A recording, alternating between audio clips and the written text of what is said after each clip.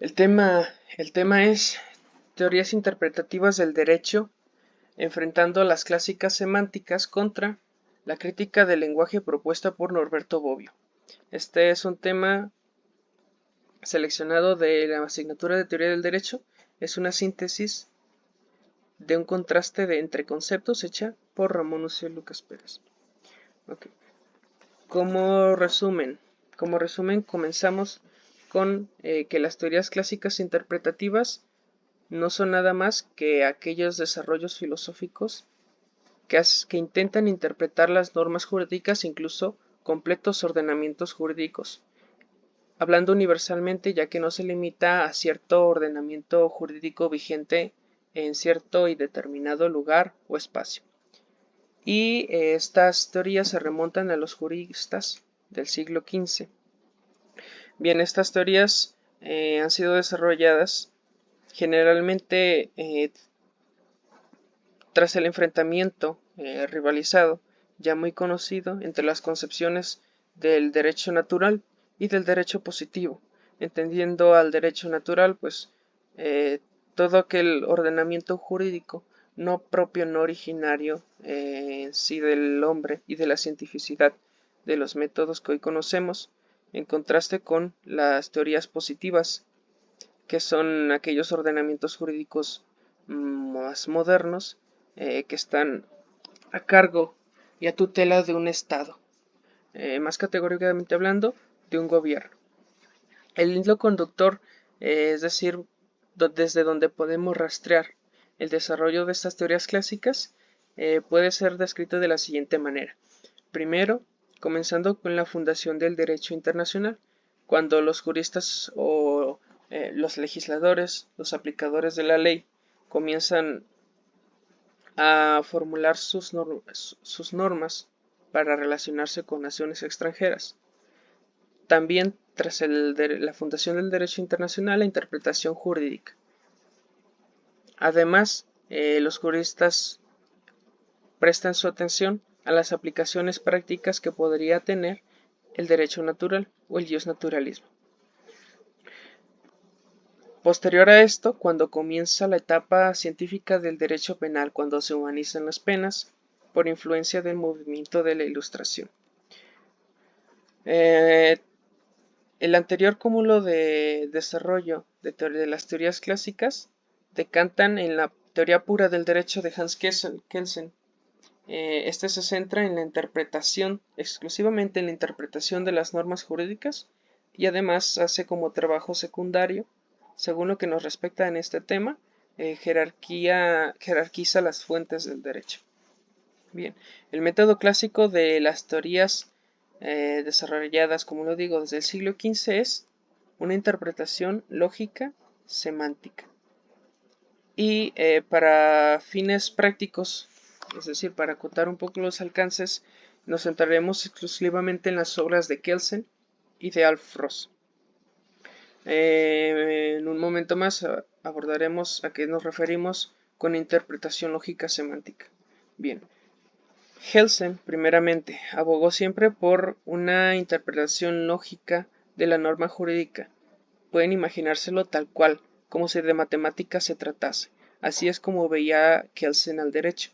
Bien, Ross propone superar la visión de Kelsen y ahora quiere definir al derecho como una ciencia, pero ahora proporcionando un método, un objeto, una tarea y una filosofía. Es decir, Kelsen veía al derecho tal cual fuese en matemáticas. Ross ahora le asigna un método, un objeto y una tarea y una filosofía. Bien. Posterior a las obras y a los trabajos de Alf Ross y Hans Kelsen, llega Norberto Bobbio.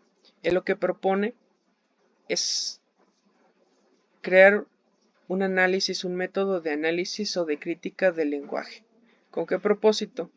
Ya lo veremos más adelante, pero lo que intentaba es interpretar la ley a través de un análisis del lenguaje y no limitándose simplemente a la hermenéutica, que es lo que venían haciendo durante décadas y siglos las teorías clásicas. Entendiendo la hermenéutica como la comparación y el análisis de textos o de presupuestos. Comenzando entonces sobre las teorías clásicas. Abordaremos únicamente el trabajo de Rawls, ya que este es posterior a Kelsen. Entonces, siendo posterior a Kelsen, Rawls critica a Kelsen, por lo tanto estaremos hablando de ambas teorías simultáneamente. Para fines prácticos es que lo hacemos. Bien, el trabajo de Rawls en su teoría general lo que propone es brindarle al derecho una ciencia y además una filosofía. Primero la ciencia. La ciencia tiene como objeto la dogmática jurídica, es decir, aquella compilación de estudios y filosofías del derecho que son reconocidos por la comunidad jurista. Y esta dogmática tendría como objeto únicamente a la conducta humana, no a la teoría, sino a la conducta humana.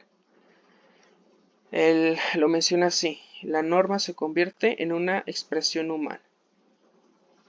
Es decir, dicho a la norma, el ser humano regido por esa norma es como actúa.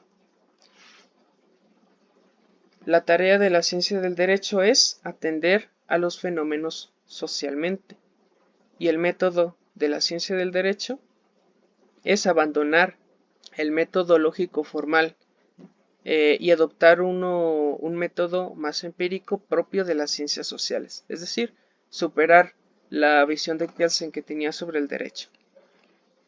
Hablando sobre la filosofía del derecho, esta tiene como objeto, es decir, como objeto de estudio, a los conceptos, a las terminologías, a las proposiciones, o simplemente dicho, a las palabras jurídicas utilizadas por el legislador. Como tarea de la filosofía del derecho es hacer de todas estas conceptos, terminologías, proposiciones o palabras, hacerlos objetos de análisis. En la filosofía, recalcando que en la filosofía, ya que en la práctica todas estas concepciones, terminologías o proposiciones son incuestionables. Y como método, él propone puntualmente 6 pasos. Primero, partir del lenguaje ordinario, pero no del lenguaje ordinario vulgar que todos hablamos, sino más bien dicho, el lenguaje ordinario utilizado por el legislador. Como segundo paso del método es investigar qué función tiene dicha expresión, es decir, para qué es utilizada o en qué contextos es utilizada. Como tercer paso del método, investigar qué supone dicha expresión o qué significa dicha expresión. Como cuarto paso del método es investigar qué implica la expresión, es decir, en qué va a impactar al utilizarse esa expresión. Como quinto paso del método, precisar significados, es decir, qué significa esa expresión. Y como sexto paso del método, proponer una nueva terminología, ya sea reformándola simplemente o dándole un nuevo presupuesto. Y ahora sobre la crítica que hace, sobre la propuesta que hace Bobbio, llamada la crítica o el análisis del lenguaje. ¿Cuál es la finalidad del trabajo de Bobbio?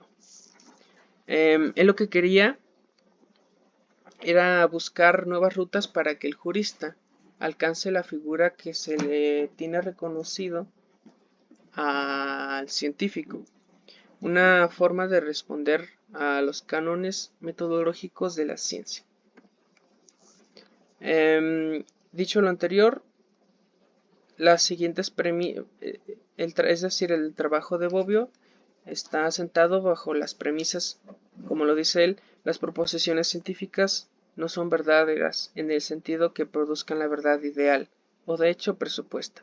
Es decir, que los resultados o la hipótesis surgida de una investigación científica no producen la realidad que estudia, sino más bien al contrario.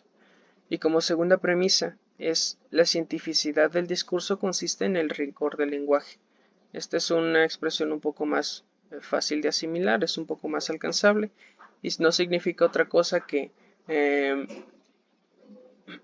una hipótesis bien aceptada científicamente está presentada bajo un lenguaje riguroso. Bien, de manera muy sintetizada, estos son los resultados del trabajo de Bobbio y están presentados a manera de método. Como primer paso, la purificación del lenguaje, es decir, reflexionar las reglas que enmarcan o que definen el uso de la palabra utilizada por los legisladores y el origen verbal de las controversias. Aquí recalcando mucho origen verbal de las controversias porque todos conocemos y estamos familiarizados con que proponer una nueva ley o una reforma a las leyes supone controversias, pero generalmente son más bien por intereses políticos o incluso económicos, mas no siempre se tiene en cuenta que estas controversias pueden surgir eh, por conflictos verbales o lingüísticos. Como segundo paso del método es completar el lenguaje del legislador. Dice recabar las proposiciones dadas a otras proposiciones mediante reglas lógicas de transformación. Dicho de una manera muy reductiva, simplemente transformar el significado del lenguaje que utiliza el legislador.